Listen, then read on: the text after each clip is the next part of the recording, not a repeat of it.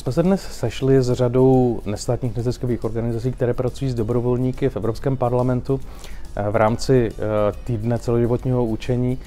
nad tématem uznávání kompetencí dobrovolníků, uznáváním toho, co se dobrovolníci naučí při tom, když pomáhají druhým. A snažili jsme se odprezentovat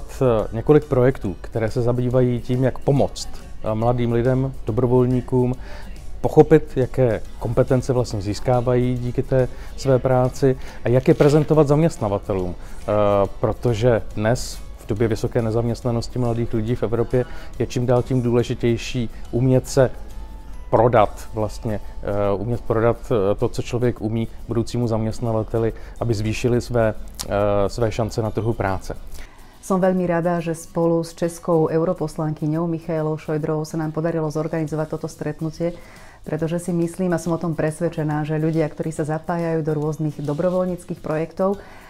preukazujú tým nielen obrovský záujem o svoje okolie, o svoju komunitu, o možno ľudí v núdzi, ale cez tieto aktivity získavajú aj nové zručnosti. Nie vždy je ľahké pomenovať, že aké zručnosti získali tou ktorou aktivitou, a je veľmi fajn, že vznikajú rôzne teraz zatiaľ pilotné projekty, ale už aj niektoré, ktoré sa rozbiehajú, ktoré dokážu overiť tieto kompetencie. Pre mňa, keď som teraz vyberala